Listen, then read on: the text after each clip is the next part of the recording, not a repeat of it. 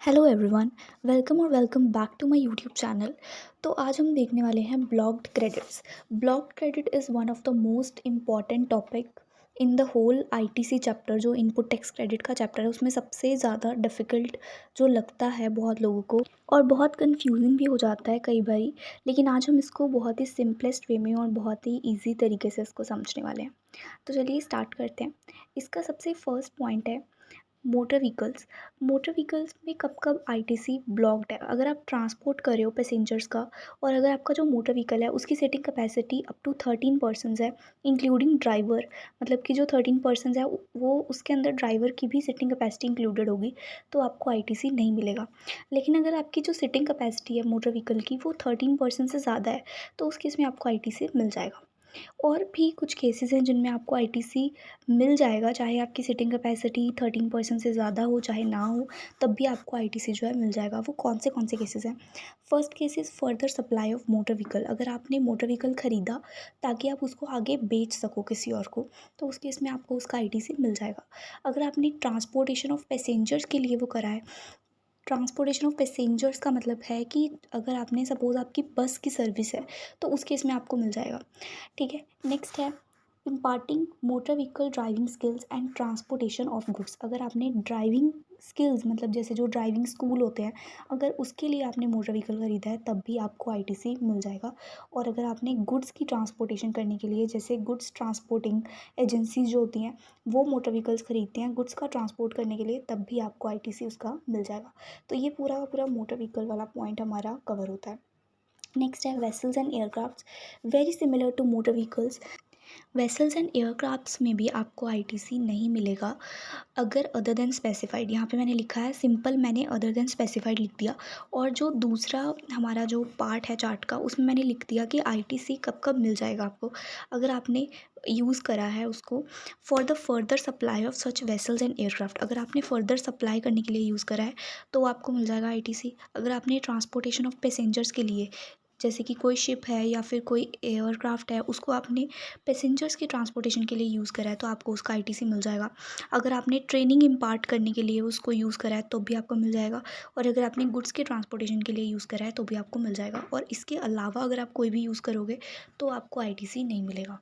इसके अलावा एक और पॉइंट है, कई बार क्वेश्चन में लिखा आ जाता है कि आईटीसी आपको, अगर कोई एयरक्राफ्ट या वेसल है वो जो हमने परचेज़ करा है वो ऑफिशियल यूज़ ऑफ सीओ के लिए यूज़ करा है, मतलब अगर कोई कंपनी है उसका सीओ है और उसके ऑफिशियल यूज़ के लिए हमने यूज़ करा है, तो कई बार हम ऑफिशियल वर्ड देख के कन्फ्यूज़ हो जाते हैं। बट नहीं, इस पर भी आईटीसी ब्लॉक्ड है बिकॉज ये सीओ भी एक तरह से कंपनी का एम्प्लॉय ही है, तो उसके लिए हमने अगर यूज़ करा है तो वो भी ब्लॉक हो जाएगा, वो भी आईटीसी उसके ऊपर नहीं मिलेगा। नेक्स्ट है ITC on aircraft purchase by aviation school.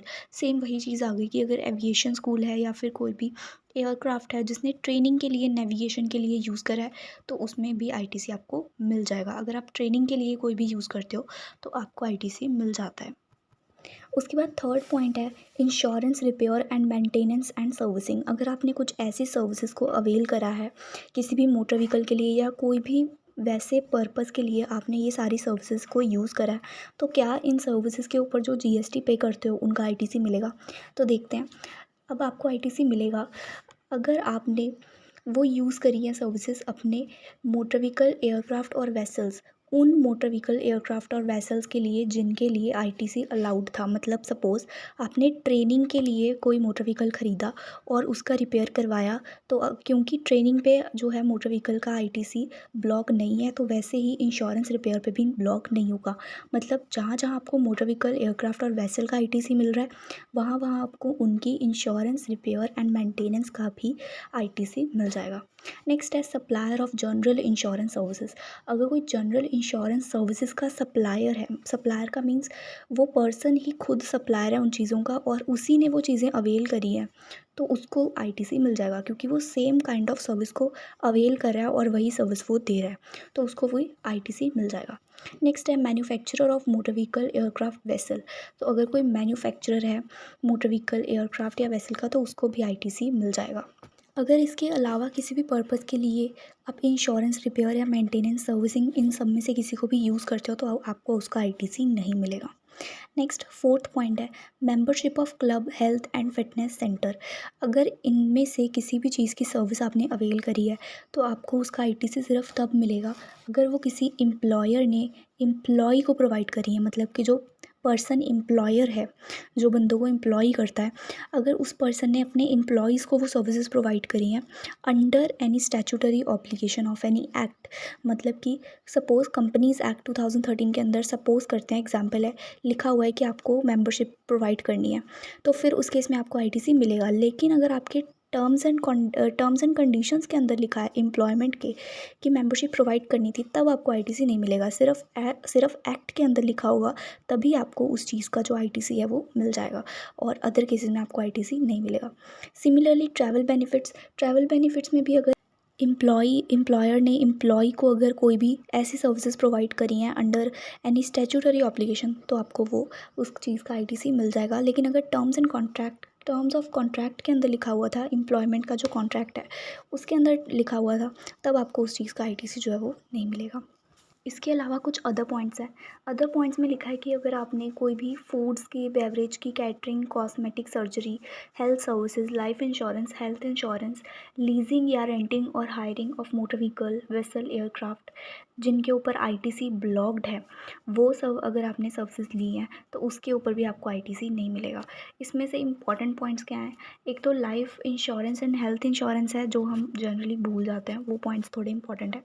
और इसके अलावा रेंटिंग और hiring of motor vehicle, vessel और एयरक्राफ्ट, ये पॉइंट्स भी इंपॉर्टेंट है, बिकॉज इनमें उन्होंने लिखा है कि जो रेंटिंग और hiring of motor vehicle, vessel, aircraft है, वो वाले मोटर व्हीकल, वेसल या एयरक्राफ्ट जिनके ऊपर आईटीसी ब्लॉक्ड है, सिर्फ उनकी ही आईटीसी आपको नहीं मिलेगी, उनकी ही रेंटिंग या हायरिंग के लिए आपको आईटीसी नहीं मिलेगी। और साथ ही में मैंने एक ये भी लिखा हुआ है कि आईटीसी इन चीज़ों का आपको कब मिलेगा? अगर such goods when used by registered person for making an outward supply of same category of goods and services or as a element of taxable composite or mixed supply. मतलब कि जब जो पर्सन है वो फूड वगैरह, beverage वगैरह, वो सब जो है अक्वायर कर रहा है फॉर सप्लाइंग द सेम, तो उस केस में उसको जो है आईटीसी मिल जाएगा और वो ब्लॉक्ड नहीं होगा। या फिर मैं सपोज़ करो फूड्स वगैरह जो है उसको मिक्स करके बेच रही हूँ, तो फिर उस केस में भी मुझे मिल जाएगा। मतलब एज अ कंपोजिट या मिक्स सप्लाई के एलिमेंट की तरह अगर मैं उन्हें यूज़ करके बेच रही हूँ, तभी भी मुझे जो है उसका आईटीसी मिल जाएगा, आईटीसी ब्लॉक नहीं होगा। और एक पॉइंट और है, such goods and services are provide by employer to its employees under statutory obligation. अगर स्टैचूटरी ऑब्लिगेशन के अंदर किसी एम्प्लॉयर ने एम्प्लॉय को प्रोवाइड किया है, उस केस में भी आईटीसी ब्लॉक नहीं होगा, उसका आईटीसी जो है वो मिल जाएगा। नेक्स्ट है ITC block when goods and services are use for personal consumption. अगर आपने पर्सनल कंजम्पशन के लिए यूज़ करें हैं तो आपको वैसे भी नहीं मिलेगा, क्योंकि ये जो गुड्स एंड सर्विसेज है अगर वो बिज़नेस के पर्पज़ के लिए यूज़ होंगे तभी उनका आईटीसी जो है वो मिलता है। उसके अलावा अगर आपने कोई गुड्स खरीदे थे जो अब गुम हो चुके हैं या फिर चोरी हो चुके हैं, डिस्ट्रॉय हो गए हैं, या फिर आपने डिस्पोज ऑफ कर दिए बाय वे ऑफ गिफ्ट, या आपने कोई फ्री सैंपल दे दिया, तब भी उनका आईटीसी जो है वो आपको नहीं मिलेगा। इसके अलावा अगर आपने किसी कंपोजिट सप्लायर से कुछ गुड्स परचेज़ करे थे जो कि कंपोजिशन स्कीम के अंदर टैक्स पे करता है, तब भी आपको उस चीज़ का आईटीसी नहीं मिलेगा। इसके अलावा एक पॉइंट और है, ITC on goods imported by NRTP. NRTP का मतलब होता है नॉन रेजिडेंट टैक्सेबल पर्सन।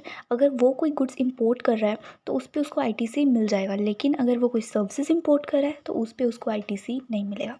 उसके बाद नेक्स्ट है वर्क्स कॉन्ट्रैक्ट। वर्क्स कॉन्ट्रैक्ट होता है जैसे कोई कंस्ट्रक्शन की सर्विसेज जब हम अवेल करते हैं तो उस पर हम देखते हैं आईटीसी मिलता है कि नहीं मिलता है। अगर हमने वर्क्स कॉन्ट्रैक्ट की सर्विसेज ली फॉर मूवेबल प्रॉपर्टी तो हमें आईटीसी मिल जाएगा, लेकिन अगर हमने इमूवेबल प्रॉपर्टी के लिए ली तो उसमें दो केसेस हैं, एक है प्लांट एंड मशीनरी और एक है other than plant and machinery. अगर हमने प्लांट एंड मशीनरी के लिए लिया तो हमें आईटीसी मिल जाएगा, लेकिन अगर हमने other than plant and machinery के लिए वो सेम जो है वर्क्स कॉन्ट्रैक्ट लिया है तो हमें उस चीज़ का आईटीसी नहीं मिलेगा। नेक्स्ट पॉइंट है ITC is allowed when input service for further supplying of works contract. Suppose हमने ये सारी जो वर्क्स कॉन्ट्रैक्ट है उसकी सर्विसेज ली ताकि हम उसे फर्दर सप्लाई कर सकें, तो फिर हमें जो आईटीसी है वो मिल जाएगा। और एक और पॉइंट है, जब हमने वैल्यू जो है पूरे वर्क्स कॉन्ट्रैक्ट की, सपोज़ हमने कोई लैंड एंड बिल्डिंग जो है वो कंस्ट्रक्ट करवाया, और उसका जो जितना भी अमाउंट ऑफ वर्क्स कॉन्ट्रैक्ट था उसको सारे को हमने रेवेन्यू कर दिया, मतलब उसको हमने कैपिटलाइज नहीं किया, उसको हमने अपने P&L में शो कर दिया, तो हमें उसका ITC मिल जाएगा। नेक्स्ट है cement foundation on which plant and machinery is to be built, उसका भी ITC मिल जाएगा, क्योंकि बन तो वो प्लांट एंड मशीनरी के लिए ही रही है, तो इसीलिए आपको उसका ITC बिल्कुल मिल जाएगा। नेक्स्ट पॉइंट है प्लांट एंड मशीनरी में क्या क्या नहीं आएगा। प्लांट एंड मशीनरी में सबसे पहले लैंड तो नहीं आएगा, वो तो बहुत ऑब्वियस है। बिल्डिंग नहीं आएगा, which is also very obvious. And इसमें सिविल स्ट्रक्चर नहीं आएगा कोई भी। सिविल स्ट्रक्चर की अगर कोई इमेजेस आपको रेफ़र करनी है, you can try it from Google or any other website. Civil structure इसमें नहीं आएगा। Then we have telecom towers, जो टेलीकॉम टावर्स होते हैं वो भी नहीं आएंगे इसके अंदर।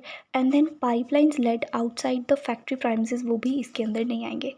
तो ये पूरा है वर्क्स कॉन्ट्रैक्ट का पॉइंट, जिसमें हमें देखना है कि मूवेबल प्रॉपर्टी के लिए यूज़ हो रहा है कि इमूवेबल प्रॉपर्टी के लिए यूज़ हो रहा है, और इसके अलावा भी आपको ये भी देखना है कि फर्दर सप्लाई के लिए हम यूज़ कर रहे हैं या फिर उसको रेवेन्यू कर रहे हैं। तो ये सारे पॉइंट्स को ध्यान में रखते हुए ही हम जो है वर्क्स कॉन्ट्रैक्ट का ITC ले सकते हैं।